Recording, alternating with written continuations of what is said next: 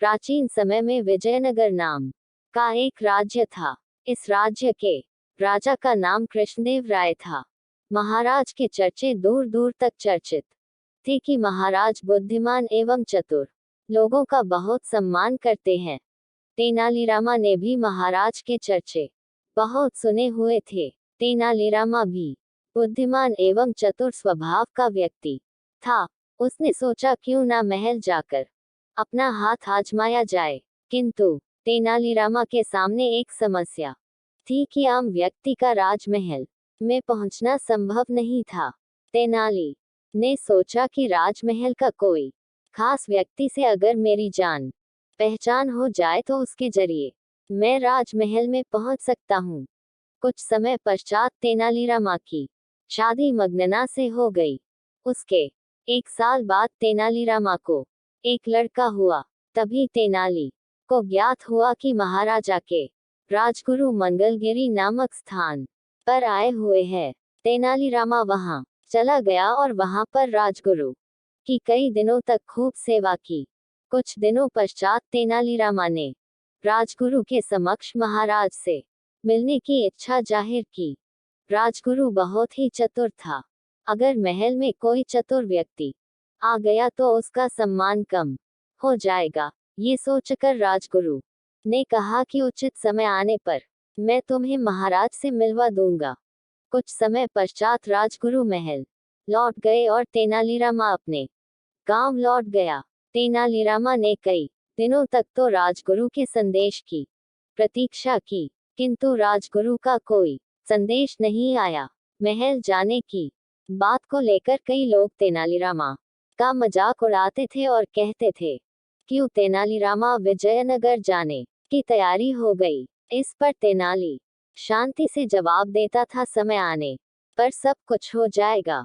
धीरे धीरे तेनाली का विश्वास राजगुरु से उठ गया और उसने स्वयं ही विजयनगर जाने की ठान ली। तेनालीरामा अपने परिवार के साथ विजयनगर के लिए निकल गया। यात्रा में जब कभी तेनाली को कोई भी समस्या आती थी तो वह राजगुरु का नाम ले लेता था, जिससे समस्या का निवारण हो जाता था। इस पर तेनालीरामा ने अपनी माँ से कहा, व्यक्ति जैसा भी हो लेकिन उसका नाम ऊंचा हो तो सारे काम हो जाते हैं।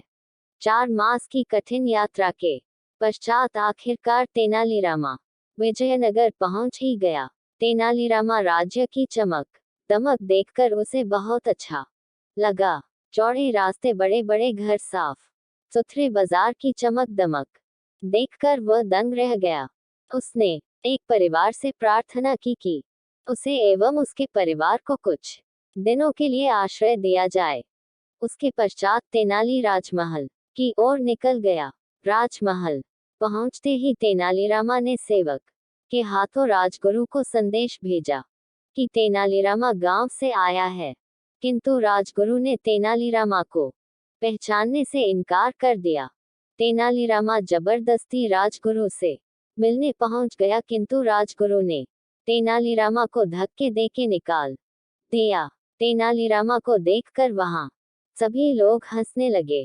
तेनालीरामा को बहुत ज्यादा अपमान महसूस हुआ।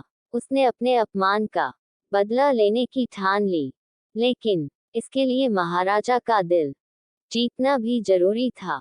अगले दिन तेनालीरामा राज दरबार में पहुंच गया। वहां पर गंभीर विषयों पर चर्चा हो रही थी। संसार क्या है, जीवन क्या है, इन गंभीर विषयों पर चर्चा हो रही थी। दरबार में बैठे एक पंडित जी ने कहा कि संसार कुछ नहीं है, ये सब कुछ छलावा है। जो कुछ हम देखते हैं वो सब हमारे मन का छलावा है। सच में ऐसा कुछ नहीं होता है, बस हमें लगता है कि ऐसा हो रहा है। तभी तेनालीरामा ने दरबार में खड़े होकर पंडित जी से पूछा, क्या सच में ऐसा होता है? पंडित जी ने कहा, ये बात शास्त्रों में लिखी हुई है और शास्त्रों को भगवान ने खुद लिखा है, तो ये 100% सत्य है। तेनालीरामा को खुद की बुद्धि पर भरोसा था। क्यों ना आज पंडित जी के विचारों की जांच की जाए। आज महाराज की तरफ से दावत है, हम सब दावत को खाएंगे, किंतु पंडित ऐसा मान लेंगे कि वो भी दावत खा रहे हैं। और दावत खाने के पश्चात महाराज सबको एक एक स्वर्ण मुद्राएं देंगे, केवल पंडित जी को छोड़ के, क्योंकि पंडित जी मान लेंगे कि उन्हें भी स्वर्ण मुद्रा मिल गई है। तेनालीरामा की बात सुनकर पूरा राज दरबार हंसने लगा और पंडित जी शर्म से पानी पानी हो गए। महाराज ने तेनालीरामा के चातुर्य को देखकर उसे पुरस्कृत किया और राज दरबार में राज विदूषक के पद से सम्मानित किया। संपूर्ण दरबार ने महाराज के फैसले का स्वागत किया, जिसमें राजगुरु भी सम्मिलित थे। शिक्षा: हमें किसी भी व्यक्ति का कभी भी अपमान नहीं करना चाहिए। अगर आपको ये वीडियो अच्छा लगे तो एक लाइक कर देना, सब्सक्राइब कर देना और घंटी का बटन दबा देना।